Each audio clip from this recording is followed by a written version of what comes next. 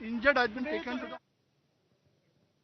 दरम्यान मोनोरेलच्या या घटनेनंतर जो सुटकेचा थरार होता त्याही नंतर या मोनोरेलमधल्या प्रवाशांनी एबीपी माझाशी बोलताना नेमकं काय सांगितलं आपण ते पाहूया. 4 ची गाडी होती, ट्रेन होती ही. ते 5 ला आली, 5:20 ला आली आणि त्याच्यामध्ये लोड इतका होता की विचारू नको. लोकल ट्रेन मध्ये कशी गर्दी असते.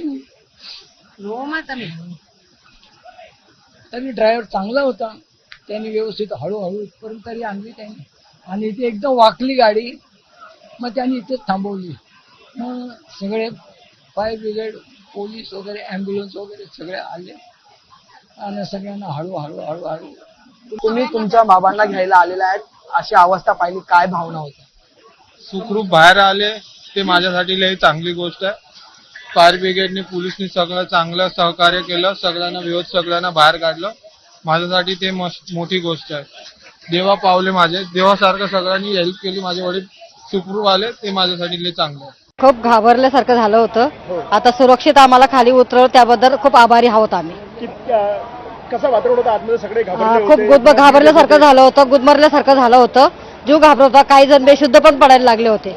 एकदम फालतू आहे मोनो.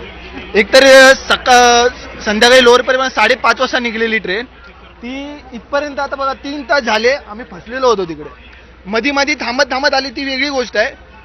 तर एकदम फालतू आहे. आतमध्ये किती लोक होते? आतमध्ये कमसे कम 400-500च्या वरती लोक असतील. आतमध्ये यांचं काही नियोजन नाही, कसं हे करायचं, आपत्कालीन काय करायचं ते काही नव्हतं. आम्हाला खूप त्रास झाला. वेळ आता इथे आतमध्ये आल्याच्यानंतर फायर ब्रिगेड वगैरे आली, त्यांनी आम्हाला सुखरूपपणे बाहेर काढलं. आम्ही सगळ्या फायर ब्रिगेडचा आम्ही आभारी. आतमध्ये व्हेंटिलेशनसाठी काहीच तिकडे उपाययोजना नाही आहे. एक्झिट डोअर नाही आहे, इमर्जन्सी एक्झिट डोअर जो पाहिजे तो नाही आहे. त्याच्यामुळे बाहेर लोकांना रिव्ह्यू करायला भरपूर त्रास झाला. मंडळी, आपण पाहत होतो मोनोरेलमधल्या प्रवाशांच्या संतप्त प्रतिक्रिया. का नाही संतप्त असणार?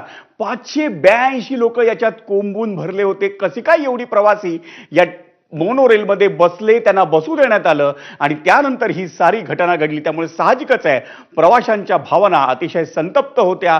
काही जणांना तर अतिशय भावना त्यांच्या नातेवाईकांना पाहिल्यानंतर त्यांच्या भावना त्यांना अनावर झाल्या, त्यांच्या डोळ्यातनं अश्रू आले. आपण